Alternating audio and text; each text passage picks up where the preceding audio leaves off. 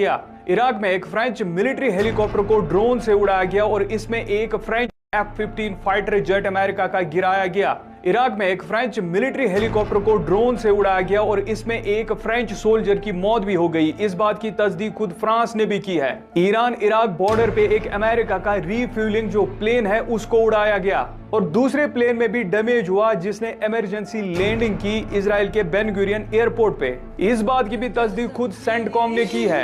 अब पिछली न्यूज भी कंफर्म हो गई है। ये देखिए, ये है फैमिली ईडो नेतन्याहू की, यानी कि नेतन्याहू के भाई की जो फैमिली है वो यहाँ पे रो रही है क्योंकि रिसेंटली एक मिसाइल अटैक में ईडो नेतन्याहू की मौत हो गई थी। और सबसे बड़ी बात यह है दुबई का इंटरनेशनल फाइनेंशियल सेंटर, इसको भी आज ड्रोन से उड़ाया गया है क्योंकि कल ही अमेरिका और इजराइल ने ईरान के बैंक्स पे अटैक किया था। अब सबसे इंपॉर्टेंट खबर, अमेरिका में इस टाइम हालात बहुत ही ज्यादा नाजुक है, बहुत ही ज्यादा खतरनाक हो चुके हैं। अब ये देखिए, यह अमेरिका के सुपरमार्केट्स और ग्रोसरी स्टोर्स, यहाँ पे लोगों ने सब कुछ खाली कर दिया है। यहाँ पे भगदड़ मची हुई है क्योंकि FBI ने कहा कि कैलिफोर्निया पे ईरान अटैक करेगा।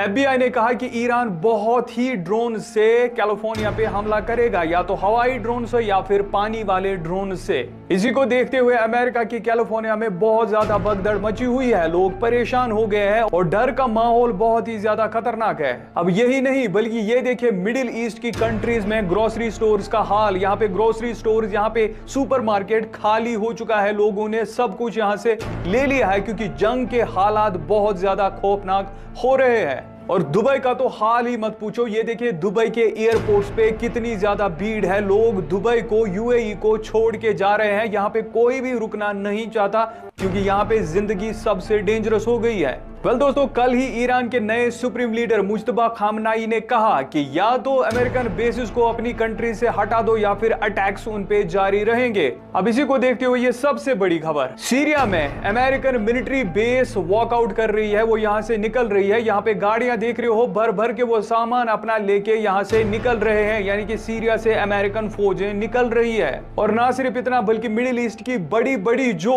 मिलिट्री बेसिस अमेरिका की है वहां से बहुत सारे जो सोल्जर्स है उनको अमेरिका वापस भेज दिया जा रहा है क्योंकि ईरानियन अटैक से यहाँ पे बहुत ज्यादा नुकसान हो रहा है, जानी भी माली भी। अब क्योंकि मैंने कहा था कि इजराइल में बहुत ही ज्यादा हालात खराब हो गए हैं, सारे लोग अपनी गवर्नमेंट के खिलाफ हो गए हैं, वहां पे इंटरनेट बंद था, लोगों ने बहुत ज्यादा वहां पे प्रोटेस्ट शुरू किए। इसके साथ ही इंटरनेट वहां पे खोल दिया गया इस वजह से क्योंकि गवर्नमेंट ही यहाँ उखड़ न जाए। अब इंटरनेट खुलने के बाद ये देखिए इजराइल से ये वीडियोस अब आ रहे हैं जहां पे खौफनाक तबाही आपको देखने को मिल रही है, लोग कैसे चीख रहे हैं, चिल्ला रहे हैं। वही ईरान के सुप्रीम लीडर ने कहा कि स्ट्रेट ऑफ हॉर्मुज फिलहाल नहीं खुलेगा, फिलहाल ये बंद ही रहेगा और खुलने के चांसेस बहुत ही कम है। अब स्ट्रेट ऑफ हॉर्मुज में ईरान ने पानी वाले मिसाइल तैनात किए हैं। ये मिसाइल जो वो बैटरीज पे चलते हैं, बैटरीज पे रिएक्ट करते हैं, जैसे कोई शिप गुजरता है ये मिसाइल्स ऑटोमेटिकली उन पे अटैक करते हैं। ना सिर्फ इतना बल्कि अमेरिका का दावा है यहाँ पे ओशन माइन्स भी लगा दी है और इसके साथ ही अमेरिका ने कहा है कि उनकी नेवी रेडी नहीं है स्ट्रेट ऑफ हॉर्मुज में जो जहाज गुजर रहे हैं उनको प्रोटेक्ट करने के लिए। वही फ्रांस के मैक्रोन ने कहा कि स्ट्रेट ऑफ हॉर्मुज को खोल देना चाहिए। इस पे ईरान ने कहा दम है तो आ जाओ और खोल के दिखाओ। इसके साथ ही एक बहुत ही बड़ी खबर वो है ये इब्राहिम लिंकन, जो बहुत ही बड़ा बहरी बेड़ा है, जो वॉरशिप है अमेरिका का, उस पे मिसाइल्स लगे हैं और उसे बहुत ज्यादा डैमेज हुआ है और कहा जा रहा है कि इब्राहिम लिंकन वापस अमेरिका की ओर जा रहा है। और इसके साथ ही सऊदी अरबिया ने कहा जिनको लगता है कि अमेरिका उनकी प्रोटेक्शन कर रहा है, ऐसा बिल्कुल भी नहीं है, जो अमेरिका के नीचे है वो नंगे है। दरअसल दोस्तों उनका कहना है कि अमेरिका को हमने इसलिए बिठाया था ताकि वो हमारी प्रोटेक्शन करे, हमें प्रोटेक्ट करे, लेकिन ऐसा बिल्कुल भी नहीं हो रहा है। वो खुद को प्रोटेक्ट नहीं कर रहे हैं तो हमें क्या प्रोटेक्शन देंगे।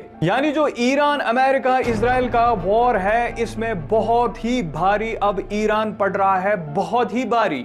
वही साथ में इंडिया में बहुत ज्यादा क्राइसिस है, गैस की भी और ऑयल की भी होने वाली है। इसके साथ ही इंडिया ने कहा कि उनकी ईरान के साथ बात हो चुकी है और स्ट्रेट ऑफ हॉर्मुज से इंडिया के शिप्स को निकलने की परमिशन मिल चुकी है, लेकिन ईरानियन मीडिया के मुताबिक ऐसी कोई भी परमिशन इंडिया को नहीं मिली है। इसमें सच क्या है झूठ क्या है अभी कुछ भी नहीं पता, लेकिन ये वॉर दिन ब दिन बहुत ही खौफनाक